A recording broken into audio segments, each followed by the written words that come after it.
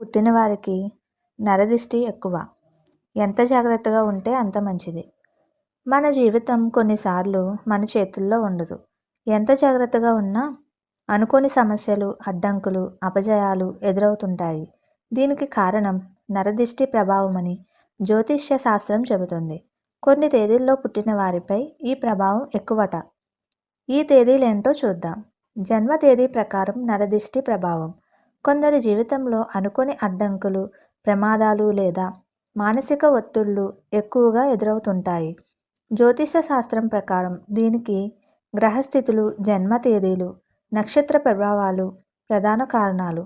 ముఖ్యంగా కొన్ని ప్రత్యేక తేదీల్లో పుట్టిన వారిపై నరదిష్టి లేదా దురదృష్ట ప్రభావం ఎక్కువగా ఉంటుందని జ్యోతిష్య విశ్లేషణలు చెబుతున్నాయి.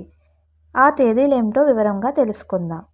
ఏ నెలలో అయినా ఈ తేదీల్లో పుట్టిన వారికి 4, 8, 13, 17, 22, 26, 31 తేదీల్లో పుట్టిన వారిపై నరదిష్టి ఎక్కువని జ్యోతిష్య విశ్లేషణలు చెబుతున్నాయి.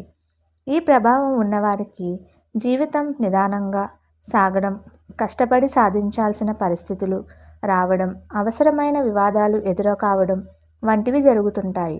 అంతేకాదు, రాహు, కేతు ప్రభావం వల్ల అకస్మాత్తుగా సమస్యలు రావడం, మోసాలకు గురి అయ్యే అవకాశాలు, మానసిక అస్థిరత వంటివి ఎక్కువగా ఉంటాయి.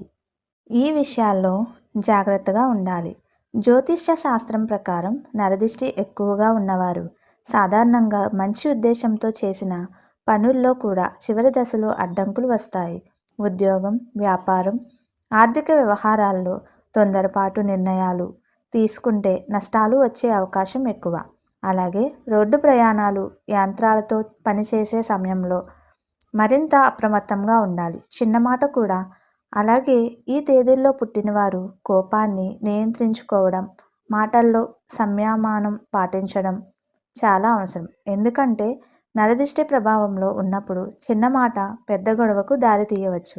అలాగే ఎవరిని నమ్మి వెంటనే డబ్బు లేదా బాధ్యతలు అప్పగించకుండా ప్రతి విషయాన్ని 2 సార్లు ఆలోచించి నిర్ణయం తీసుకోవాలి. ముఖ్యంగా సంతకం చేసే ముందు పత్రాలను జాగ్రత్తగా చదవడం, చట్టపరమైన విషయాల్లో నిపుణుల సలహా తీసుకోవడం మంచిది. ఈ ప్రభావం శాశ్వతం కాదు. జ్యోతిష్య నిపుణుల ప్రకారం నరదిష్టి శాశ్వతం కాదు.